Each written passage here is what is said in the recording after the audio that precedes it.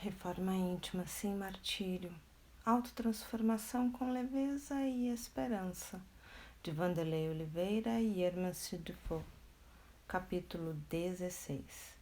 Lições preciosas com Dr. Inácio. Abre aspas. Aquele que, médium, compreende a gravidade do mandato de que se acha investido, religiosamente o desempenha. Fecha aspas. O Evangelho segundo o Espiritismo, capítulo 28, item 9. Era véspera dos dias carnavalescos nas terras brasileiras, época de intensos labores entre as dimensões de vida física e espiritual. O Hospital Esperança por inteiro aprontava-se para um momento tormentoso. Cooperadores de variadas funções eram convocados em colônias e postos próximos, no intuito de prestarem serviço extra à nossa comunidade. Nosso regime seria plantão permanente. Encontrávamos-nos na tarefa de acolhimento a novos corações em sofrimento no pavilhão dirigido pelo bem-humorado Dr. Inácio Ferreira. Médiuns e mais médiuns se alojavam nas enfermarias em condições das mais lamentáveis. A experiência de um dia nesse setor nos oferece material para um livro de vastas proporções, considerando a grandiosidade das experiências ali recolhidas. Dr. Inácio, com a devoção de sempre, atendia com louvor. Percebia-se nitidamente em sua face o desgaste proveniente das lutas daqueles dias, mas continuava firme e gracejante. Em certo momento, fomos à ala que se compunha dos pacientes em condições medianas de melhoria. Chegamos juntos, Dr. Inácio sempre acompanhado por outros especialistas da vida psíquica, padiolheiros e auxiliares. A equipe fazia-se de 9 cooperadores, na qual também nos incluíamos. Júlio, médium recém-desencarnado, havia alguns meses, padecia naquele instante de crises vigorosas no campo mental que o assaltavam com ideias atormentadoras em torno dos vícios carnais. A equipe dividiu-se em duas e ficamos com nosso diretor naquela tarefa de socorro. Júlio mostrava-se inquieto, como se fosse desfalecer. Uma energia de coloração fraca na cor acinzentada, com pequenos filetes arroxeados ao centro, emanava de sua garganta em direção ao corredor central daquela ala. Dr. Inácio deixou os auxiliares tomando providências e solicitou-me não perder a clarividência daquela hora, a fim de seguirmos a faixa vibratória que havia detectado. Andamos por mais de 100 metros, rumo às dependências de maior dor, nas quais eram colocados os doentes mais graves. Notamos que a coloração daquela exalação energética tomava conotações mais fortes e podíamos agora ouvir vozes que saíam dela com clareza de definição, cujo teor era um pedido desesperado. Seguindo a trajetória indicada por aqueles raios de baixo teor, chegamos até um quarto onde estava sendo atendido um jovem. Medidas de contenção e calmaria eram tomadas para beneficiá-lo. Foi uma tarefa longa que nos pediu muito amor. Já um tanto mais refeito, aproximamo-nos daquele coração sofrido que se dirigiu ao Dr. Inácio. Doutor, não vou aguentar isso. Esse tratamento não é para mim. Acalme-se, Eusébio, para não perder a ajuda desta hora. Desse jeito vou enlouquecer. Você está no lugar certo então, porque aqui somos todos mais ou menos loucos. Como de costume, nosso diretor era pura graça elevada, mesmo nos instantes mais sérios. Preciso de pelo menos uma encostadinha. O senhor não vai poder fazer isso por mim? E para onde Obrigado, Júlio. Por que esse arrancão de uma só vez? Nós nos dávamos tão bem. Meu amigo, não poderei lhe dar todas as informações que você quer saber. Quanto à encostadinha, poderei providenciar, mas dependendo de sua recuperação. O senhor fala sério? E alguma vez falei algo brincando? Novamente, com um sorriso de brincadeira, Dr. Inácio olhou para mim e deu uma piscadela de puro humor. Mas quem servirá a mim, doutor? Palavra bonita usou você agora. Realmente utilizaremos outro instrumento e ele nada mais fará que servi-lo em suas necessidades. Por quanto tempo poderei ficar ao lado dele? 15 minutos. Mas, doutor, isso não vale nada. Não dá para fazer nada nesse tempo. Exatamente. Você não vai fazer nada. Quem vai agir dessa vez é o médium sobre você e não o inverso. Mas como, doutor? Isso vai me apaziguar as sensações?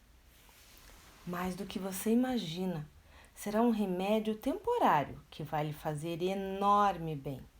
Mas, como já disse, você terá de mostrar o mínimo de condições para conseguirmos a autorização. Autorização? Sim, aqui nada acontece sem autorização. Ou você acha que vai poder continuar suas obsessões como bem quer? Se for assim, terei de lhe dar alta, porque o que não falta na terra é gente querendo ser obsidiada.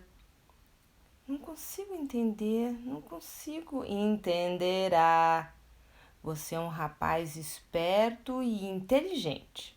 Dentro de 3 dias retornarei aqui para saber de seu estado.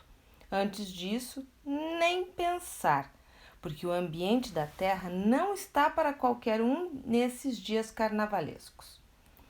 A preferência é para os antigos chefes e negociadores, que serão muitos deles socorridos nas várias atividades erguidas nesta época.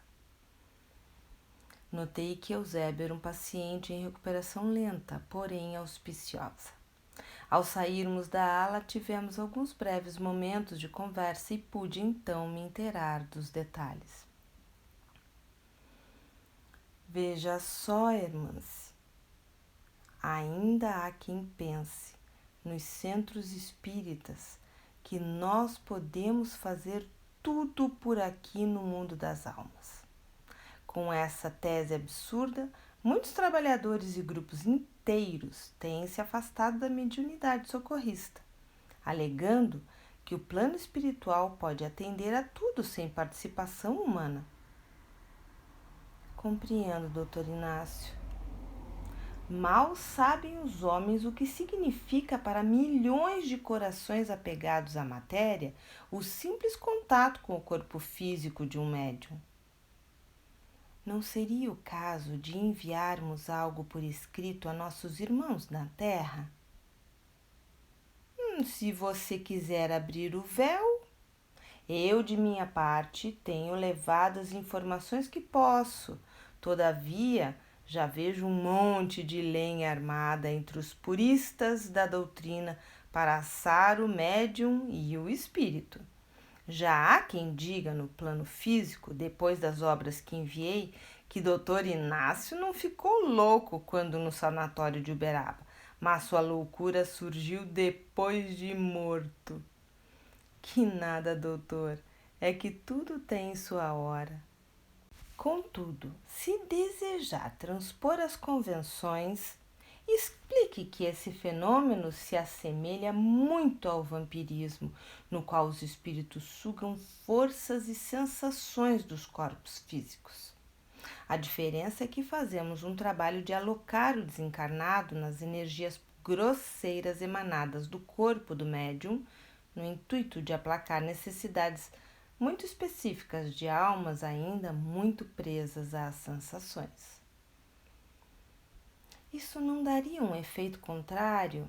Ou seja, a entidade auxiliada não ficaria com mais desejo ainda de continuar cultivando essas impressões? O corpo físico, para quem dele não se desprendeu mentalmente, pode ser chamado de um vício. Talvez, Hermansi, o mais velho vício de todos, exclamou o experiente diretor em tom quase poético. A psicofonia, então, ainda é uma mediunidade muito necessária. Será isso? Não é psicofonia, é incorporação mesmo. E não se assuste de dizer, como falam os umbandistas, sem nenhum exagero, os médiums nessas circunstâncias se tornam cavalos. Não corre o risco de lhes fazer mal? Boa pergunta, amiga. Boa pergunta. Se isso for uma possibilidade, então nem tentaremos. E o que determina essa questão?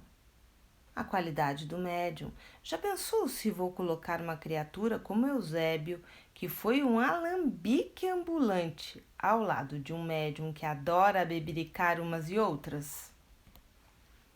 O que há de tão especial no corpo dos médiums que aplaca as sensações de apego dessas criaturas?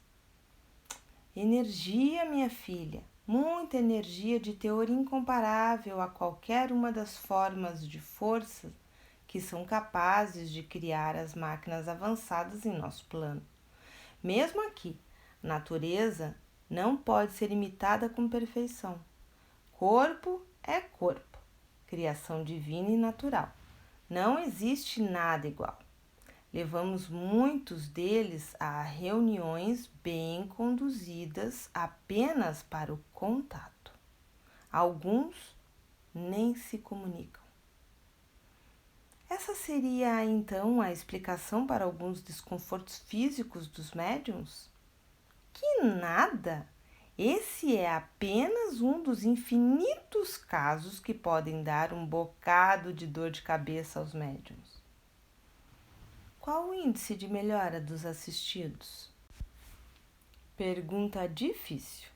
Todavia, posso te afiançar, Hermance, que existe um caso que tem se avolumado a cada dia, de almas que só podem ser atendidas por esse processo, cujo resultado é imediato e muito satisfatório. Seriam suicidas? Os suicidas hoje já dispõem de muitos recursos graças ao avanço dos casos que ensejaram o erguimento de muitas obras de amor e tecnologias próprias, que os livram pelo menos dos pesadelos, conquanto a dor seja quase a mesma. Falo dos casos de hibernação psíquica na nossa ala de hebetados, mais abaixo de nossos pés. Espíritos que já se esqueceram do que é a sede, a fome, a dor, a alegria, o descanso, vivem fora desse mundo. Muitos já não reencarnam há mais de 10.000 anos.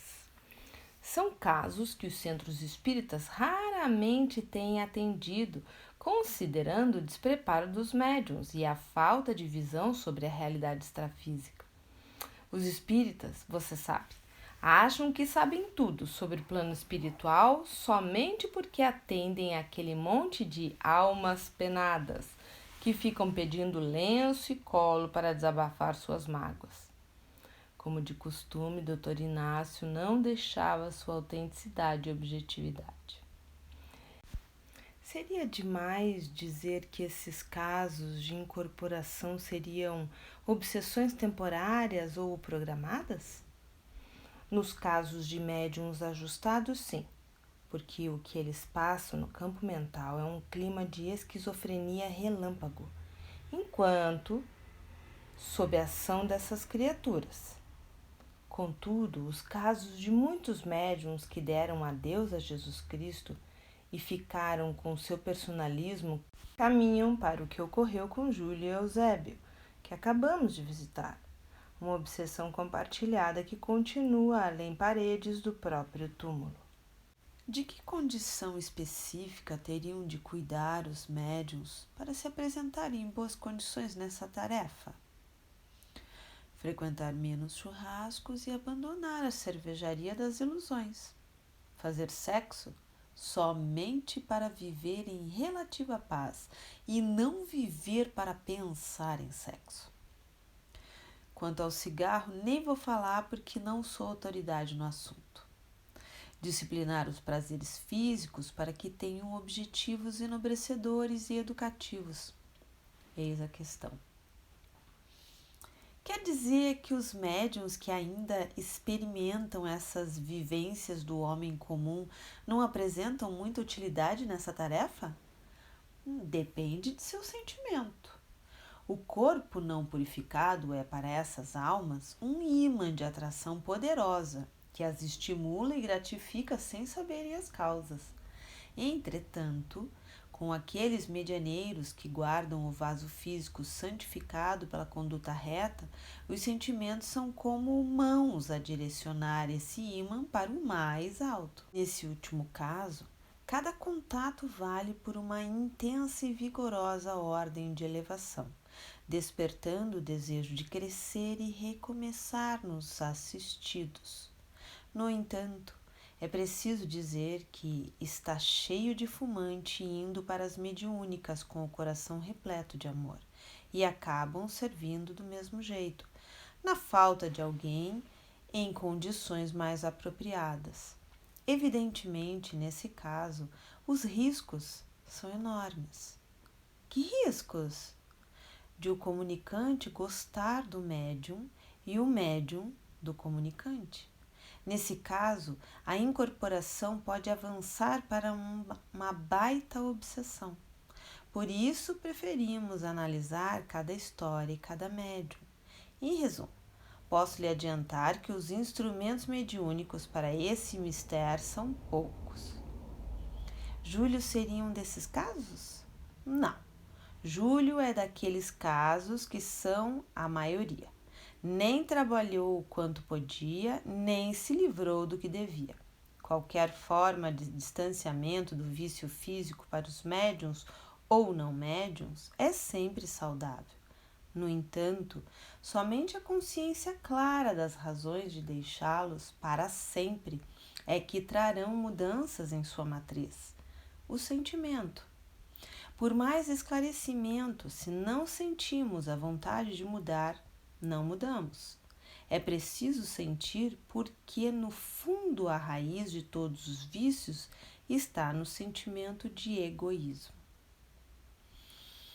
Ao terminar sua fala, sempre contagiante e descontraída, Dr. Inácio Ferreira ainda acrescentou: é por essas e outras infinitas razões, minha amiga, que já não podemos mais permanecer no silêncio pernicioso que caminha para a conivência. O imaginário dos espíritas sobre a vida além da morte, apesar de ser rico em informações, anda distante daquilo que realmente vem sucedendo a quantos são envolvidos por fora pelas claridades do espiritismo, mas que descuidam do serviço de se iluminar por dentro. Diria até que a questão é um pouco mais grave, isto é, para a maioria deles tem sido mesmo difícil discernir quando estão iluminados por fora ou por dentro. As observações do ilustre Dr. Inácio são um roteiro claro e precioso que endossa a pequena frase da codificação. Abre aspas. Aquele que, médium, compreende a gravidade do mandato de que se acha investido, religiosamente o desempenha. Fecha aspas.